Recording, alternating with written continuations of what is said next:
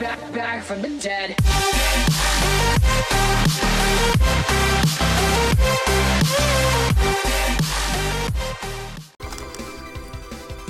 Two fairies. Hey, this is pretty good. See? And it's blue like your hair. It is. So what's your name, sweetie? Call me Sai. See. Someone in the comments, please tell me how I pronounce this. Alright, person, I'm Dorothy. Say. Yes? Say. Maybe it's say. Haha. Maybe that's why she's making it. I think it's say. Yes? Say.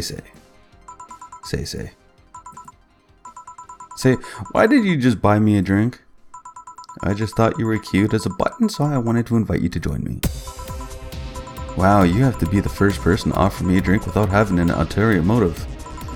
And that includes fuckboy over there. What do you mean? Trust me, when you work in my kind of field, you learn to read cues from everything. And this girl is simple. And this girl is simple to a fault. How so? You're the what you see is what you get type. That look on your face is the one that simply sees no point in lying. Coupled with the fact that you're here in what looks like your work attire tells me that you're so married to your job that sex is far down your priority list and notice its existence. It's too far down your priority list to notice its existence. So, if you invited me to a drink because you found me cute, and that's the extent of it, I believe you. Thank you. You say she's the first one, but what about Deal giving you a ticket the other day? Who? Oh yeah, the Lilum with the dogs. No, he doesn't count. He looked like a humanoid mat. A humanoid mat. Ouch. You seem very perceptive, Dorothy, but I'm not too far behind. How so? I can tell your body is heavily modded with things you shouldn't even have. Oh. Your tongue is a BEB069 with DNA scanning capabilities. Your skin is coated with an anti-radiant radiation finish. Your joints are of the premium extra flexible variety. And the most important thing, your hands. What about them? I don't know how you modded your body is under your clothes. The tongue, joints, and skin are merely interesting, but your hands are the MIRD 113 of Realta Industries, a model designed to shoot Class 5 bullets from its fingertips. So, Clause G of Article 17 in the Augmentation Modifications Law on the topic of ballistic augmentations.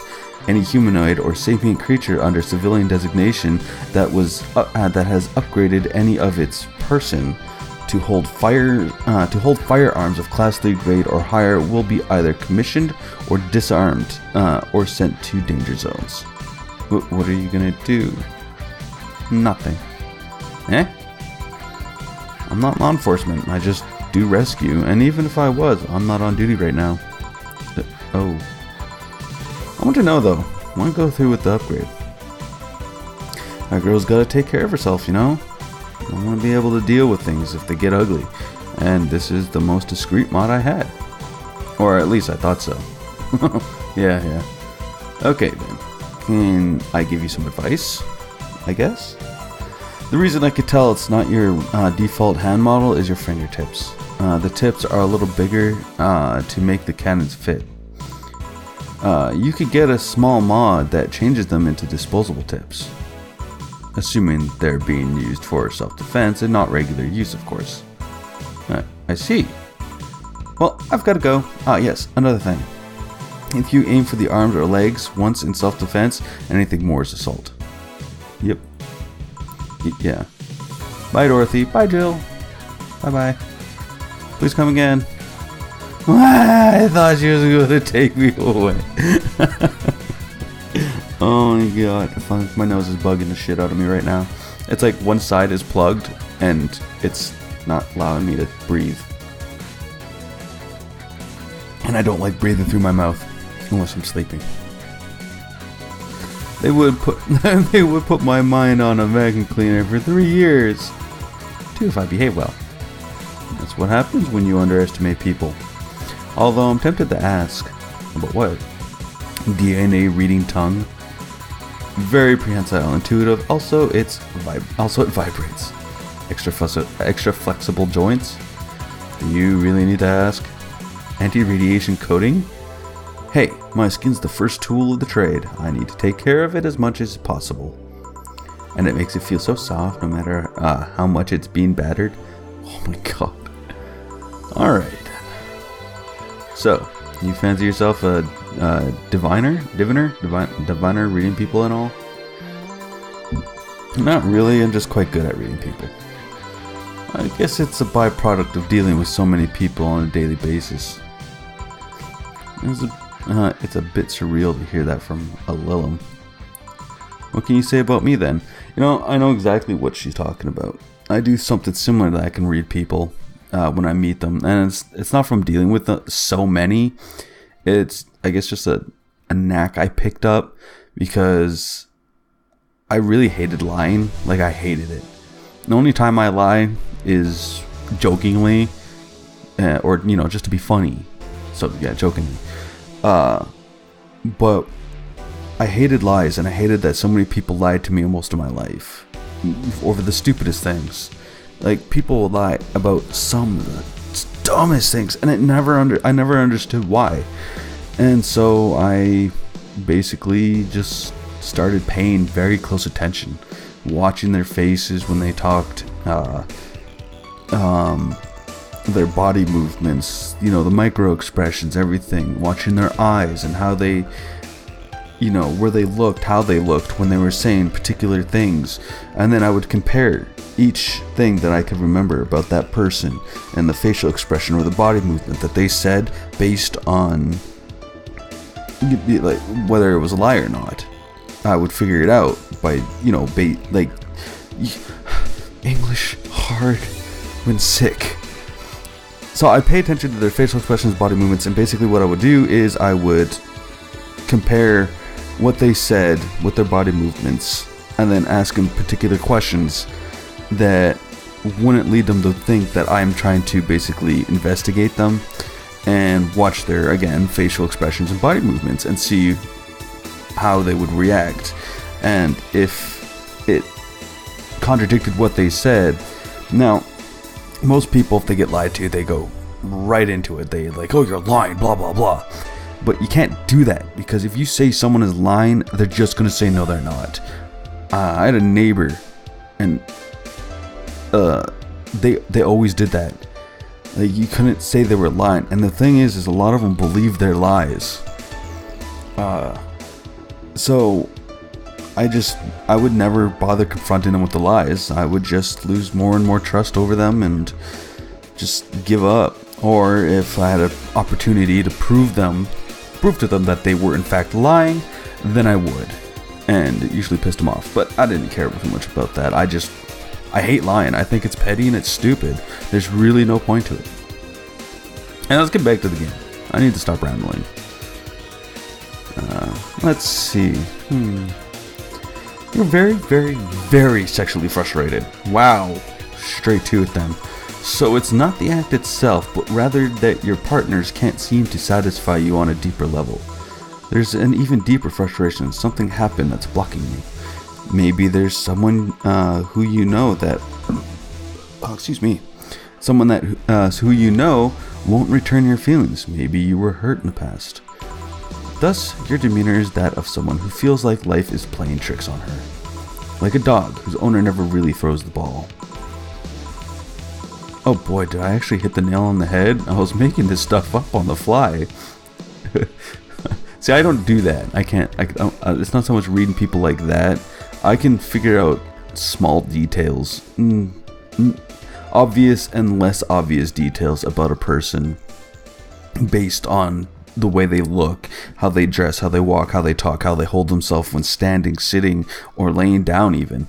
Their hand movements, everything. I can basically figure out little small details. But aside from that, like, I can't go into like freaking psychic crap. Oh, it was just rubbish, I say, because it's right 80% of the time. Generic bullshit, if you will. You'd be surprised at the amount of sexual frustration people hold. I can't read you, honey. You're too good at putting on a professional face. But this definitely gives me more insight into you. Lucky. Aren't you late or something? I am, but if you'd let me satisfy your frustrations, I could stall for some time. Ho, go. Fine. Bye-bye, honey. Artificial intelligence has come rather far, huh? One wonders how artificial it remains. Shut up, fuckboy. Everything done? Yeah. Hey, boss, this might seem random, but do you remember the first time I came to the bar? When you came to submit your contract? Yeah, why?